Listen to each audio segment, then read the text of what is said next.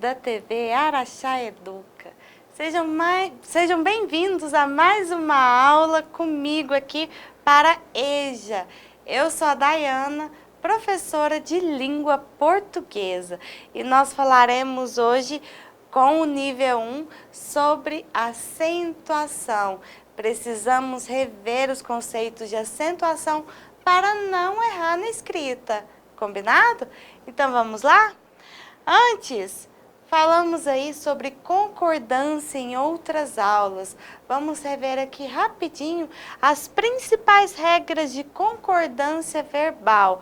Vamos fixar aqui o conteúdo.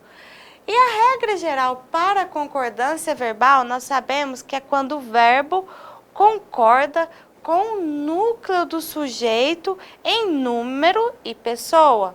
Ou seja, vai concordar em número se estiver no plural ou no singular, e também em pessoa, primeira, segunda ou terceira pessoa. Olha aqui o exemplo. Nós vamos ao cinema.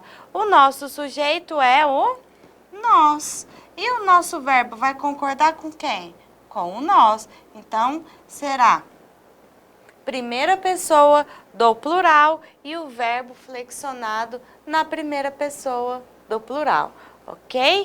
Mas para outras regras que vamos rever aqui rapidinho, que é quando eu tenho um sujeito que é coletivo. Olha só, a multidão de fãs gritou, ou a multidão de fãs gritaram. Vejam bem, quando eu tenho um coletivo, eu posso, o gritou é o nosso verbo, eu posso concordar com o coletivo, mas quando eu tenho aqui, nesse caso, especificando o que, a multidão de que, eu posso concordar o verbo com o que foi especificado. Nesse caso, a multidão de fãs. Então, eu posso utilizar a multidão de fãs gritou ou a multidão de fãs gritaram, certo? E agora, quando eu tenho um sujeito e o pronome relativo que, olha só, eu posso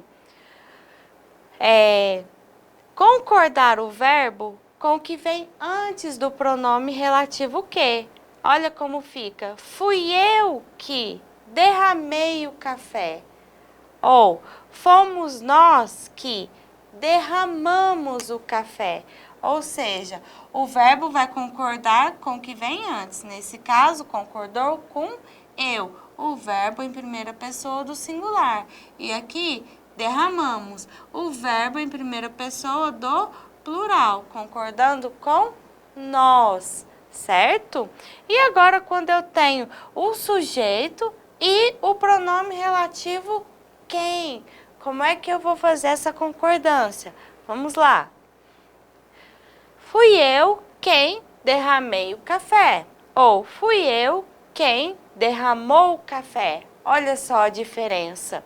Nesse caso, eu posso concordar com o antecedente do pronome relativo quem, ou então eu posso deixar o verbo em terceira pessoa. Olha só, fui eu quem derramei o café, ou fui eu quem derramou o café, certo?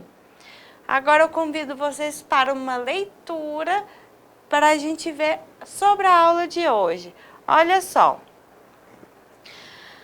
Na era da informação, a maioria da população brasileira continua desinformada e manipulada. É até mais fácil ver o Brasil real nas telenovelas do que nos telejornais. Estes ficcionam o país de acordo com os interesses das elites. Aquelas, num carnaval de imagens contraditórias, acabam por mostrar tudo, embora sem qualquer lógica ou efeito real de desnudamento das desigualdades nacionais. Olha só, esse texto é um texto do autor Juremi Machado e ele fala aí a miséria do jornalismo brasileiro.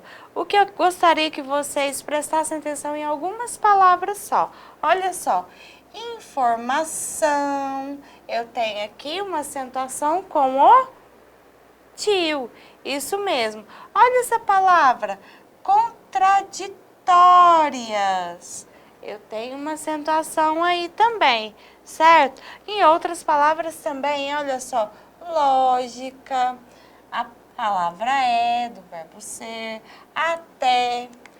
Vamos ver mais um pouquinho sobre isso, olha só, é, até, fácil, lógica, informação.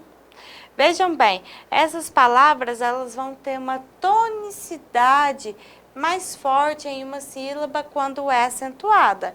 Isso no caso de palavras com duas ou mais sílabas. Agora, quando eu tenho uma só, aí vou indicar aí a tonicidade, se é mais aberta ou se é mais fechada, certo? Vamos ver um pouco mais sobre isso, sobre a acentuação. Olha só, na língua portuguesa, há a necessidade de apontar a sílaba tônica por meio de acentuação em algumas palavras, ou seja, não são todas palavras que mesmo havendo a sílaba tônica, ela será acentuada, ok? Os acentos gráficos servem para indicar a pronúncia correta. Como? Vamos saber. Olha só, língua.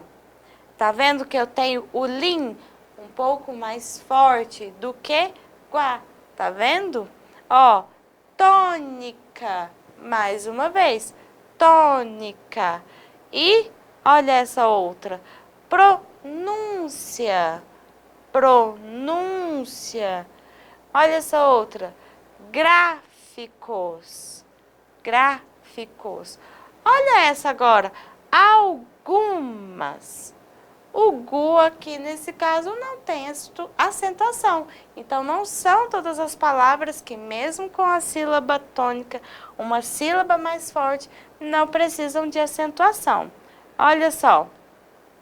Por outro lado, há situações em que os acentos estão sobre as vogais para diferenciar as palavras homônimas. O que são palavras homônimas? São palavras que têm o mesmo som, mas são de significados diferentes.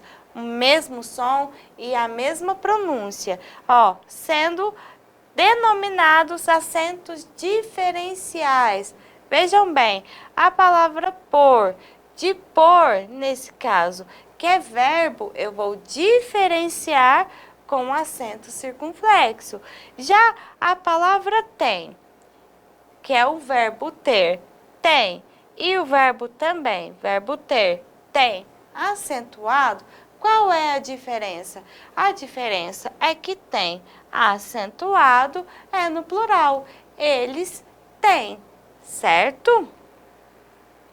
E os acentos que estudaremos nessa aula serão, olha só, o acento agudo, o acento circunflexo, o tio, o acento grave. Vamos ver cada um desses aí.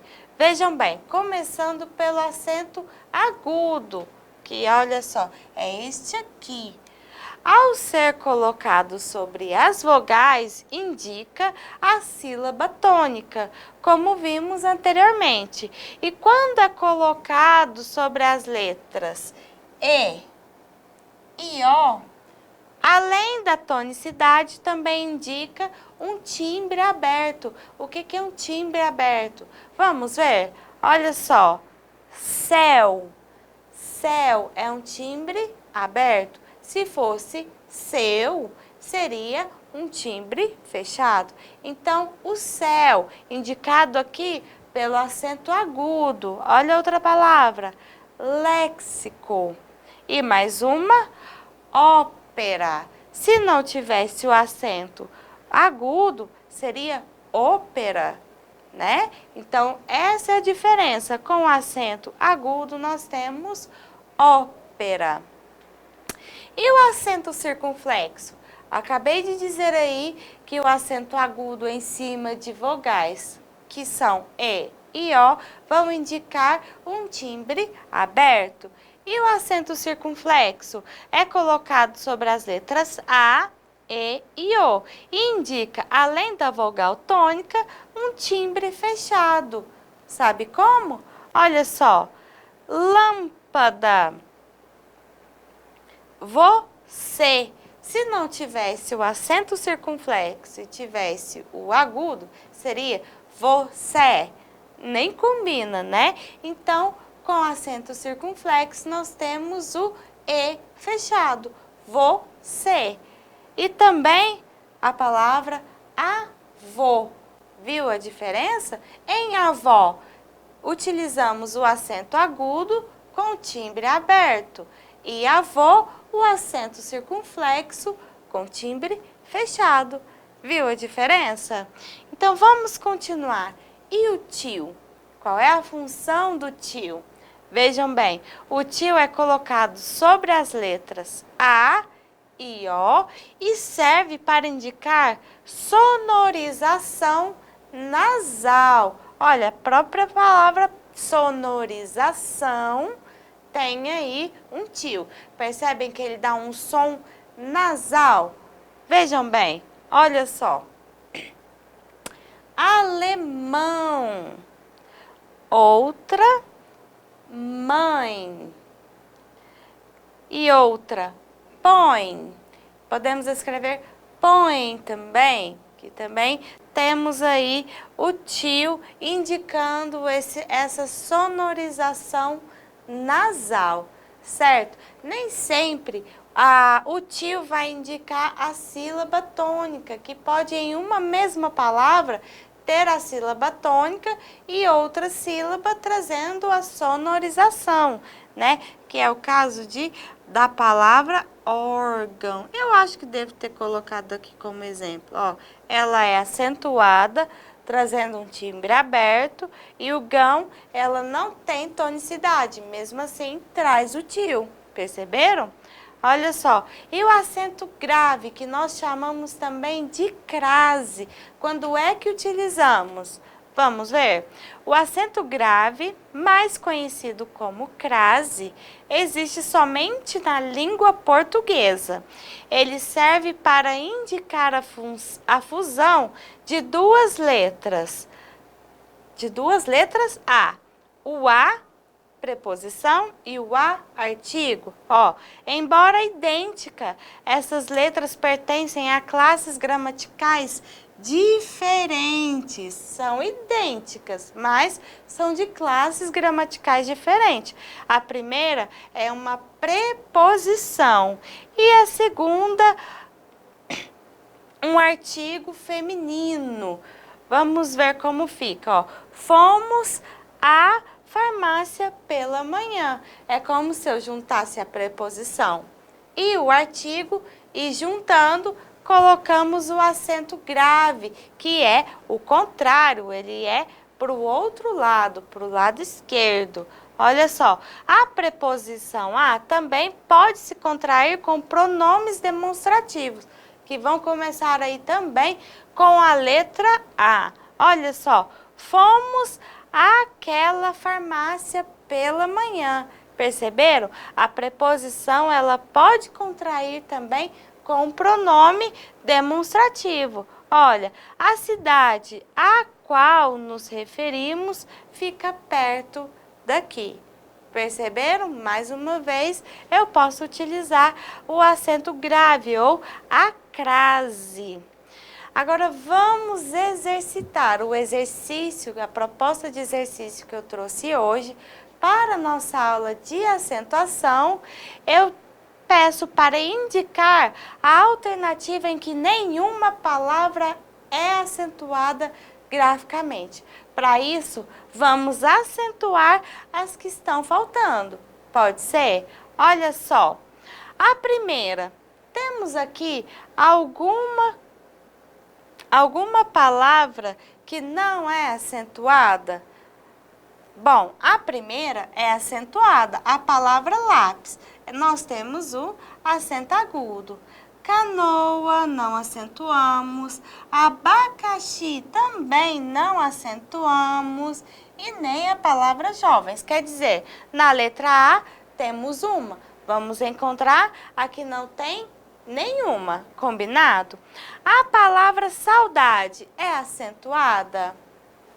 Não. E a palavra ônix? Sim, a palavra ônix é acentuada. E grau? Não, não usamos acentuação e grau. E em orquídea? Sim, ela é acentuada. Então, a letra B também não é uma alternativa em que nenhuma palavra é acentuada. Vamos agora para a letra C.